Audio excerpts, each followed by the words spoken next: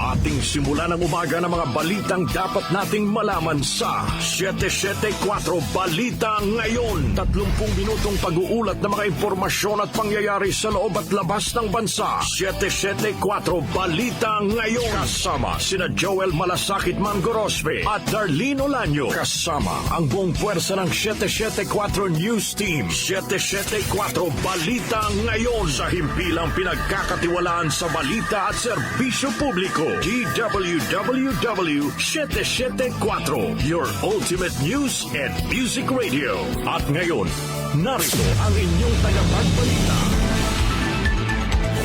774 Balita Ngayon. Magandang umaga, Luzon, Visayas at Mindanao. Ngayon po ay araw ng Martes, July 29, 2025. Narito na ang 774 Balita Ngayon. 774 Balita Ngayon. At sa ating pong mga headlines, Pangulong Ferdinand Marcos Jr. ipinagutos sa kanyang ika-4 na zona na isailalim sa review ang lahat ng flood control project sa bansa. Pangulong Ferdinand Marcos Jr., hindi lalagdaan ang budget para sa 2026 kung hindi ito tugma sa mga programa at prioridad ng gobyerno. Pagpapanagot sa mga responsable sa kaso ng mga nawawalang sabongero, tiniyak ni Pangulong Ferdinand Marcos Jr. 20 pesos per kilo rice program ipatutupad na sa buong bansa. Senador Francis Escudero at Representative Martin Romualdez na nanatiling leader ng Senado at Kamara sa 20th Congress. Akbayan Party List dismayado sa hindi pagkakasama ng issue ng online gambling sa zona ni Pangulong Ferdinand Marcos Jr. Sa atin namang Metro News, 4 katao sugatan sa sunog sa Caloocan City. Sa ating Science and Technology News, ballistic protection gear na swak sa pisik ng mga Pilipino, dinidevelop ng mga local researchers. Sa atin namang Lifestyle News, Pilipinas na nasungkit ng gintong medalya sa Battle of the Pastry and Bakery Chefs 2025 sa Malaysia. Para sa ating music trivia, ngayong petsa nanguna sa US album chart ang soundtrack ng pelikula ni John Travolta at Olivia Newton-John. Ano ang soundtrack na ito? Alamin. Sa atin namang balitang kakaiba, bato na mula umano sa Mars, isusubasta sa New York sa halagang $4 million. 6:32 po na umaga, kami po inyong tagapagbalita, Darlene Olanyo. At ako po, si Kenny Gacosta. At sa detalye ng mga balita. 774 Balita Ngayon. Tumagal ng 1 oras at 10 minuto ang ika-4 na State of the Nation Address o SONA ni Pangulong Ferdinand Marcos Jr. kahapon. Sa kanyang SONA, ipinagutos po ng Pangulo ang pagsasagawa ng review at audit sa lahat ng flood control projects na hindi napakinabangan sa gitna ng pagtama ng magkakasunod na bagyo at ng habagat. Ayon sa Pangulo, sa isinagawa niyang pag-inspeksyon sa naging epekto ng habagat at ng magkakasunod na bagyo, naging malinaw sa kanya na maraming flood control projects ang palpak habang ang iba ay guni-guni lamang. Kitang-kita ko na maraming proyekto para sa flood control ay palpak at gumuho. At yung iba, guni-guni lang. Huwag na po tayo magkunwari. Alam naman ng buong madla na nagkakaraket sa mga proyekto.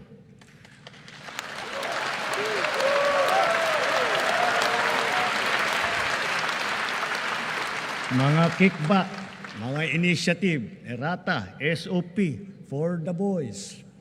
Kaya sa mga nakikipagsabuatan upang kunin ang pondo ng bayan at nakawin ang kinabukasan ng ating mga mamamayan, mahiya naman kayo sa inyong kapwa Pilipino.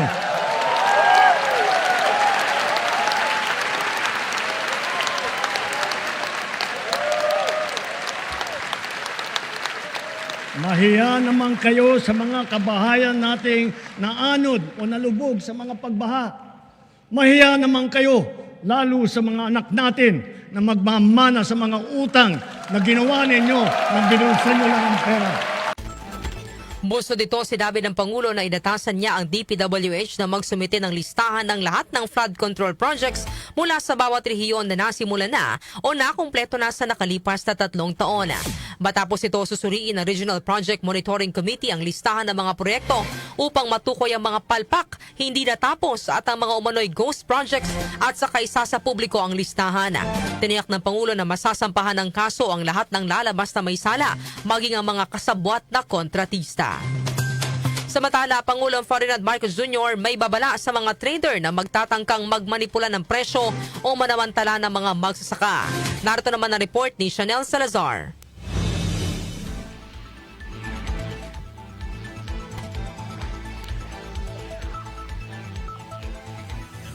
Hahabulin namin kayo. Ito ang babala ni Pangulong Ferdinand Marcos Jr. sa mga trader na masasangkot sa pagmamanipula ng presyo ng bigas o palay at mananamantala sa mga magsasaka. Sa kanyang ika-4 na State of the Nation address, nangako ang Pangulo na pananagutin ng gobyerno ang mga manluloko sa mga magsasaka. Lalo't itinuturing ng administrasyon na economic sabotage ang aktong ito. Ayon sa Pangulo, ginagawa na ng gobyerno ang iba't ibang hakbang para matulungan ang hanay ng mga magsasaka at mapalakas ang agri-sector ng bansa. Nariyan anya ang 20 pesos na kada kilo ng bigas para maibaba sa mas maraming Pilipino ang abot kayang bigas at ang pagpapalakas ng local production ng mga magsasaka maging ang hog raisers. Nagbibigay rin anya ang pamahalaan ng mga makinarya, binhi at iba pang farm inputs at suporta sa mga magsasaka.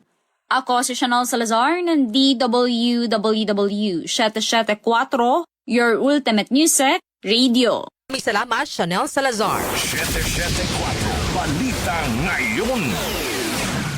Handa si Pangulong Ferdinand Marcos Jr. na i-veto ang proposed national budget para sa 2026 kung hindi ito tugma sa National Expenditure Program o NEP. Sa kanyang ika-4 na SONA, sinabi ng Pangulo na hindi niya aaprubahan ang kahit na anong budget na hindi tugma sa priority programs ng gobyerno at posibleng maging ugat ng hindi tamang paggamit ng pondo. Ayon pa sa Pangulo, gagawin niya ito kahit pa humantong sa pagkakaroon ng reenacted budget sa susunod na taon. For the 2026 national budget, I will return any proposed general appropriations bill that is not fully aligned with the national expenditure program.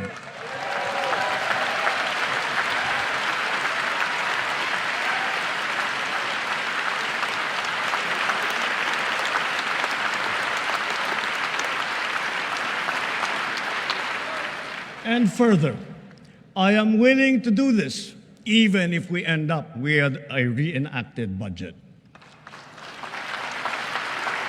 Hindi ko aaprubahan ang kahit anong budget na hindi alinsunod sa plano ng gobyerno para sa sambayanang Pilipino.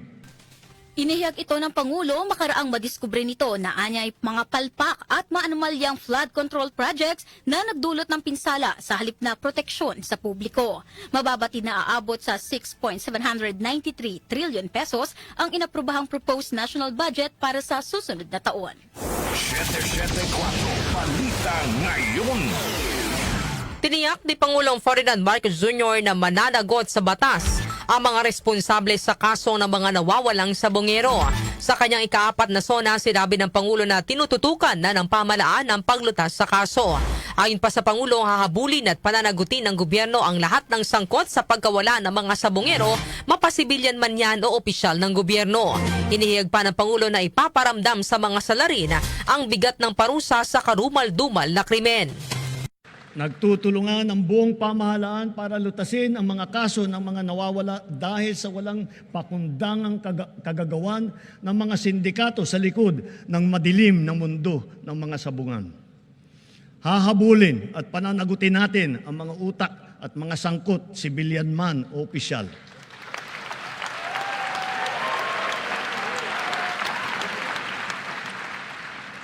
Kahit malakas, mabigat, o mayaman, hindi sila mangingibabaw sa batas. Samantala, iniulat din ng Pangulo sa kanyang ika-4 na SONA na umabot na sa halos 83 billion pesos ang halaga ng mga iligal na droga na nakumpiska sa ilalim ng kanyang administrasyon. Sinabi pa ng Pangulo na sa loob lamang ng 3 taon ay halos mapantayan na ng kanyang administrasyon ang kabuang huli na naitala sa administrasyon ni dating Pangulong Rodrigo Duterte. Sa mga isinagawang pagsakote sa mga bodega at laboratorio at takang pagpasok, halos 83 bilyong pisong halaga ng droga ang nakumpiska na. Sa lahat ng mga operasyon na ito, mahigit 153,000 ang naaresto. Mahigit 9,000 at 600 sa kanila ay high-value target. Ang pinakamasaklap, mahigit 677 sa kanila ay kawani ng pamahalaan. Mahigit 100 ay halal na opisyal. Mahigit 50 ay pulis. Sa 3 taon lamang, halos mapantayan na ang kabuwang huli nung nakaraang administrasyon. Yan po ang pahayag ni Pangulong Ferdinand Marcos Jr. 774 Balita Ngayon. Samantala, palalawigin na sa buong bansa ang 20 peso per kilo rice program ng pamahalaan. Kabilang ito sa inihayag ni Pangulong Ferdinand Marcos Jr. sa kanyang ika-4 na State of the Nation Address o SONA kahapon.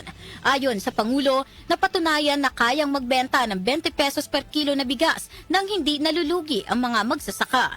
Bunsod nito, sinabi ng Pangulo na maglalaan sila ng 113 pesos o 113 billion pesos na pondo para palakasin ang mga programa ng Department of Agriculture. Inihayag pa ng Pangulo na dahil sa pagiging matagumpay ng paglulunsad ng 20 peso per kilo rice program sa iba't ibang bahagi ng bansa, ay ipatutupad na ito sa buong bansa sa pamamagitan ng daan-daang kadiwa stores at centers sa iba't ibang lokal na pamahalaan. Binalaan naman ni Pangulong Marcos ang mga trader na magtatangkang magmanipula ng presyo ng palay at bigas at manluloko sa mga magsasaka. Sa mga nagtatanong kung nasa na ang 20 pesos na bigas, ito ang aking tugon. Napatunayan na natin na kaya na natin ang 20 pesos sa bawat kilo ng bigas nang hindi malulugi ang ating mga magsasaka.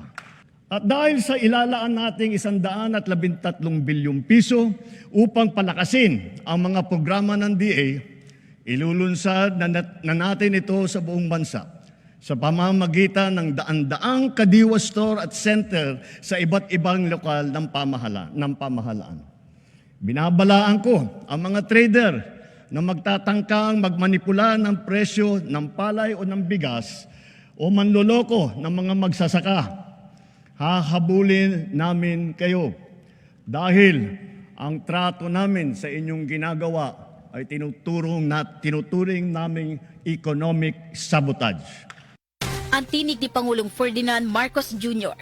Samantala, himpilan o sa labas man natin ng himpilan, ilang senador laking panghihinayang na hindi kasama ang online gambling sa SONA ni PBBM. Detalye ihahatid ni Conde Batak. Conde.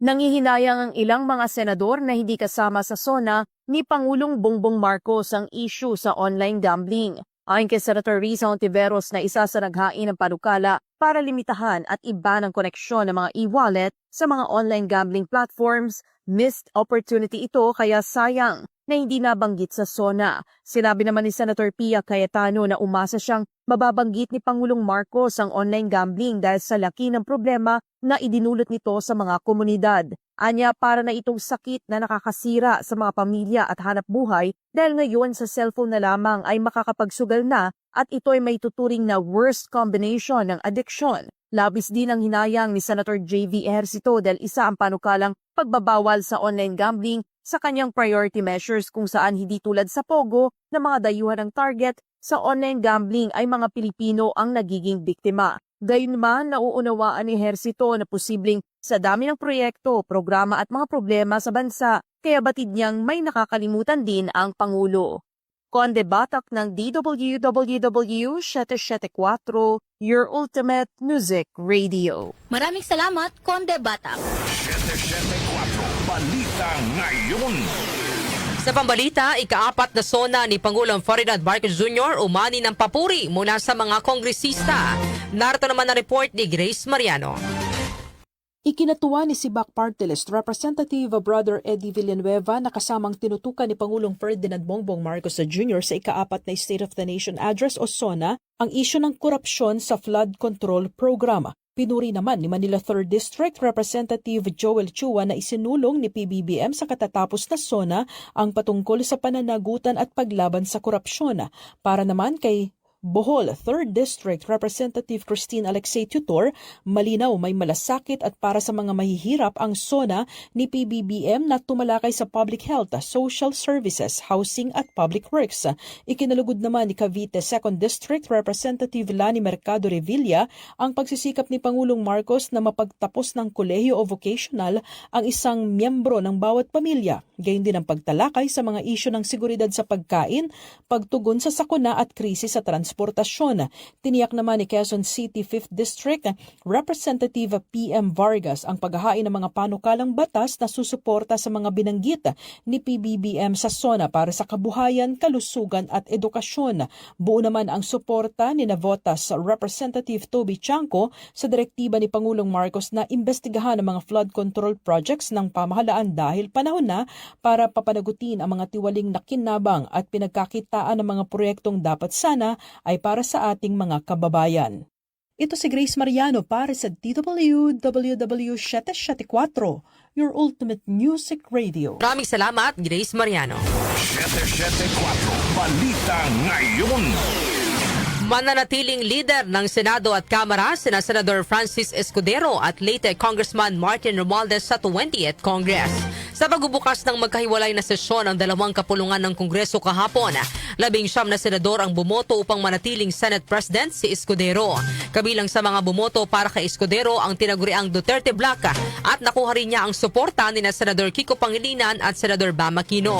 Nakatunggali naman ni Escudero si Senador Tito Soto na nakakuha lamang ng 5 boto at otomatikong tatayong minority leader. Nahalal naman si Senador Jingo Estrada na Senate President Pro Tempore at Senador Joel Villanueva naman ang Senate Majority Leader. Sa Kamara naman, walang nakalaban si Romualdez sa posisyon bilang House Speaker. 269 ang mga kongresista na bumoto ng yes o pabor sa muling pamumuno ni Romualdez sa Kamara habang 34 naman ang nag-abstain. Muli ding hinalal bilang Senior Deputy Speaker si Quezon Congressman David Suarez, habang Deputy Speakers naman sina Representatives Janet Garin, Yasser Alonto Balindong, Paulo Ortega, Jeff Conghun, Christine Singson Mihan, Rolando Puno, Faustino Inodi, Ferhenel Biron at Raymond Mendoza. Hinalalaman bilang House Majority Leader si Ilocos Norte 1st District Congressman Sandro Marcos. Samantala, pagpapanagot ng pamahalaan sa tiwaling opisyal at kontraktor ng mga palsipikadong flood control project, suportado ni Manila Mayor Isko Moreno. Narito naman po ang report ni Gina Mape.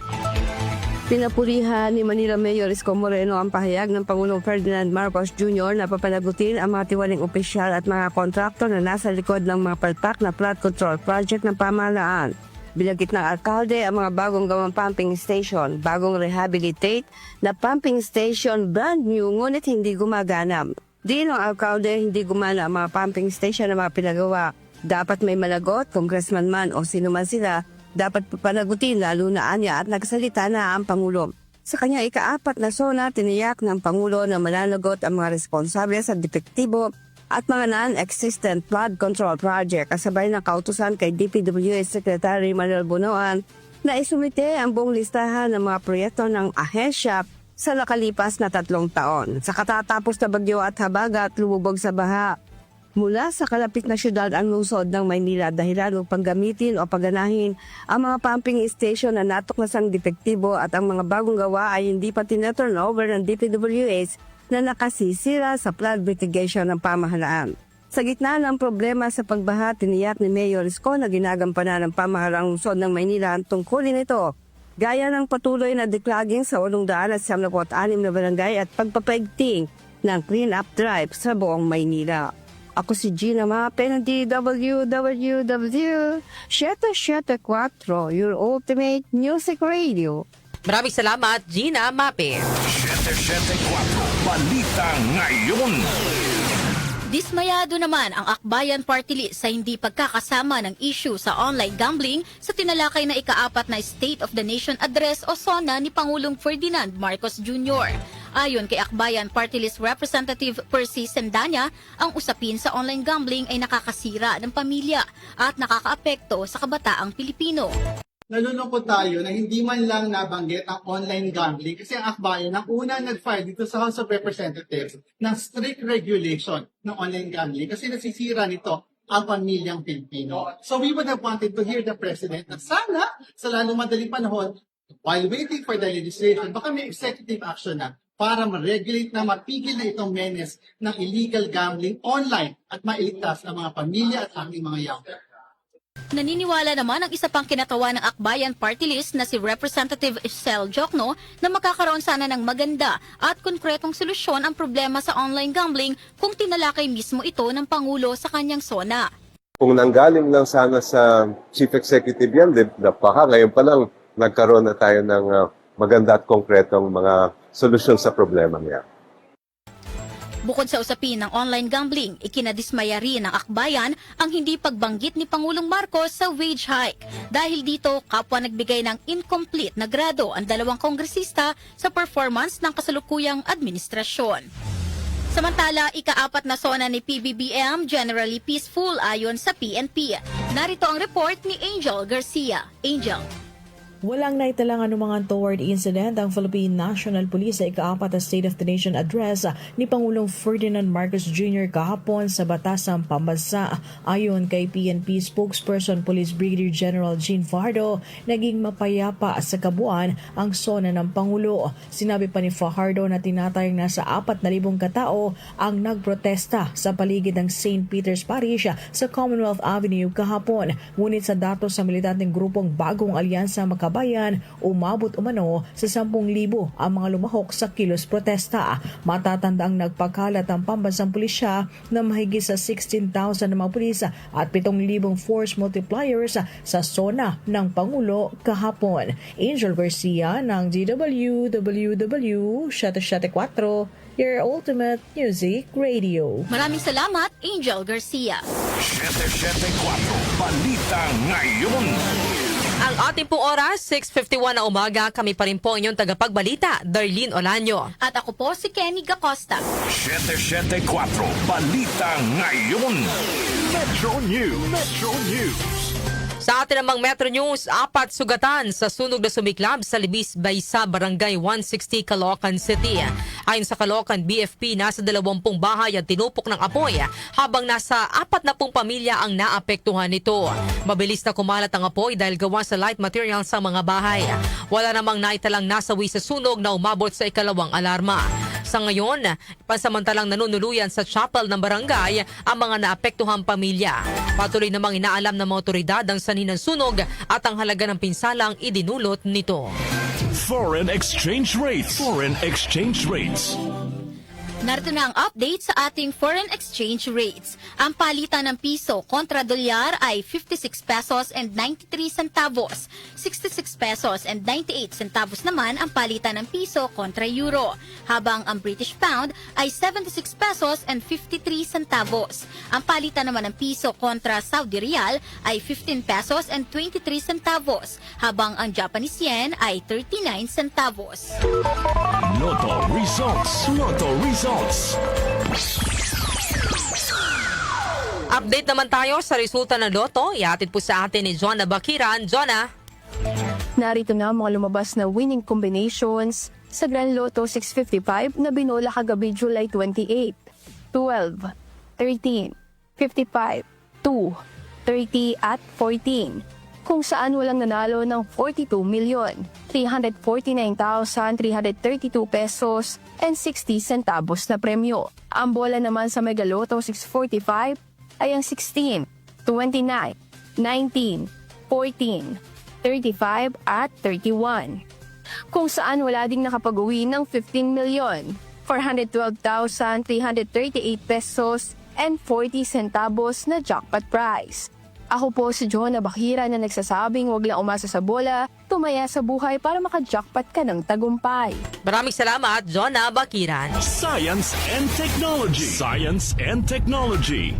Para sa ating Science and Technology News, ballistic protection gear na swak sa pisik ng mga Pilipino, dinidevelop ng mga local researcher. Detalye ihahatid ni Rosemay Miranda. Rosemay.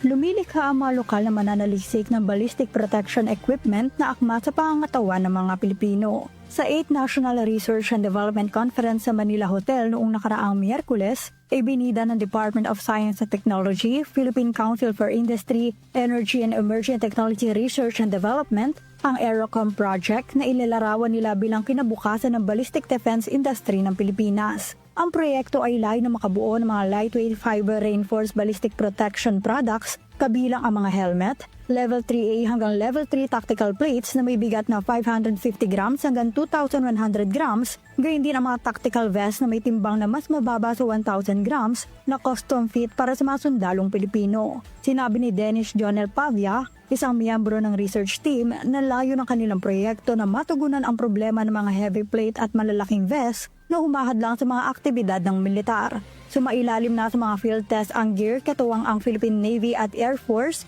gayon din sa failure mode analysis na parehong nagbunga ng mga positibong resulta. Target din ang Aerocom project na makapag-supply ng equipment sa mga militar ng Pilipinas nang may intensyon na mailunsad din ito kalaunan para sa commercial purposes.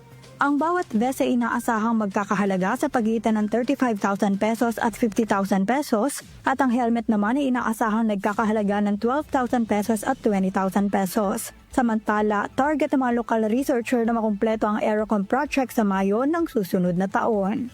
Manatiling may kaalaman sa agham at teknolohiya sa gitna ng pagiging moderno ng ating mundo. Ako si Rosemary Miranda ng DWWW Shuttle 4 Ultimate Music Radio. Yan ang ating Science and Technology News, inihatid ni Rosemary Miranda. Lifestyle News. Lifestyle News. Sa atin namang lifestyle news, Pilipinas nasungkit ang gintong medalya sa Battle of the Pastry and Bakery Chefs 2025 sa Malaysia. Detalye naman ihahatid ni Mika Fajardo. Mika. Nagwagi ang Pilipinas sa Battle of the Pastry and Bakery Chefs 2025 na isang prestihiyosong international culinary competition sa Penang, Malaysia. Nagsilbing kinatuan ng Pilipinas ang isang koponan mula sa Lyceum of the Philippines University Laguna sa kompetisyon na kinikilala ng organisasyong nakabase sa France na World Chefs Paris. Tinala nila ang iba pang mga kalahok mula sa buong Southeast Asia at nag-uwi ng 4 na gintong medalya at isang bronze medal, kabilang ang pinakamataas sa premyo sa kategoryang wedding cake display. Minamarkahan nito ang unang pagkakataon na nagbigay ng perpektong marka ang Penang Chefs Association sa kategoryang wedding cake display sa 20 taong kasaysayan nito. Bago ang kanilang tagumpay sa event na ito, isang team mula sa LPU Laguna ang dati nang nanalo ng distinction medal para sa wedding cake artistry sa Food Hotel Asia Singapore mahigit 6 na taon nang nakararaan. Ako po si Mika Fajardo ng DWWW 4, your Ultimate Music Radio. Maraming salamat, Mika Fajardo. Music Trivia. Music Trivia. Para sa ating music trivia, ngayong petsa July 29 taong 1978, nanguna sa US album chart ang Grease soundtrack mula sa 1978 film ni John Travolta at Olivia Newton-John. Unang nirelease ang Grease the original soundtrack mula sa RSO Records noong April 14, 1978 o 2 buwan bago ilabas ang pelikula. Muli itong inilabas ng Polydor Records sa pagitan ng mga taong 1984 at 1991 na bumenta ng higit 30 milyong kopya sa buong mundo at kinilala bilang isa sa best-selling albums of all time. Ang awitin na You're the One That I Want mula sa soundtrack ay nag-number 1 din sa parehong US at UK singles chart para kina Travolta at Newton-John. Maliban kina John Travolta at Olivia Newton-John na feature din sa Grease the original soundtrack, ang awitin ng American rock and roll revival group na Sha-Na-Na. Gayon din ang hit song na Grease na ang tono ay isinulat ni Sir Barry Gibb ng Bee Gees at inawit naman ni Frankie Valli ng American rock band na The Four Seasons na naging karagdagang number 1 sa US singles chart. Maliban sa awiting Grease at You're the One That I Want, kabilang din sa Grease the original soundtrack ang mga kantang Hopelessly Devoted to You, Summer Nights at Grease Lightning. Balitang kakaiba. Sa atin namang balitang kakaiba, bato na mula umano sa Mars, isusubasta sa New York sa halagang $4 million. Ang balitang kakaiba po ihatid sa atin ni Doc Justin. Magandang umaga, Doc Justin. Yes. Magandang umaga, mga kanyosik. Sentro ngayon ng isang malaking subasta sa Sotheby's sa New York ang isang pambayarang bato na pinaniniwala ang pinakamalaking peraso ng planetang Mars na natagpuan sa Earth. Ang meteorite na may bigat na 25 kilos at may technical name na NWA 16788 ay tinatayang may halagang abot sa $4 million or 228 million pesos. Ayon sa Sotheby's, ang bato ay tumilapon mula sa Mars matapos itong tamaan ng isang malaking asteroid. Naglakbay ito ng tinatayang 225 million kilometers bago bumagsak sa Sahara Desert sa Nigeria, kung saan natagpuan ito ng isang meteorite hunter noong Nobyembre 2023. Nakumpirma ang pinagmulan nito matapos ipadala ang maliit na bahagi ng bato sa isang laboratorio. Kamigit 77,000 naman ang meteorite na opisyal na kinikilala sa Earth. Tinatayang 400 lamang ang nagmula sa Mars na nagpapakita kung gaano kapambahira ang naturang bato. Diba? Oo, malaki pala ito. Anong presyo nito, no? Oo, sana mahulugan din tayo ng bato. Sakit yun. Pero wag yung bato na mapapita. Wag yung bato na Makukulong ka. pupuruhan tayo. Akala ko yung makukulong Pero kung ka. ganitong bato, sige, magbo-volunteer na ako. Joke lang. Yan ang ating malitang kakaiba ngayong araw na ito. Ako si Dog Justin. Just out ako. Thank you. Maraming salamat, Doc Justin, para sa iyong balitang kakaiba. At yan po ang mga may init na balita ngayong araw po ng Martes, July 29, 2025. Kami po ang inyong tagapagbalita, Darlene Olanyo. At ako po si Kenny Gacosta. Napasa inyo ang 774 Balita Ngayon. 774 Balita Ngayon.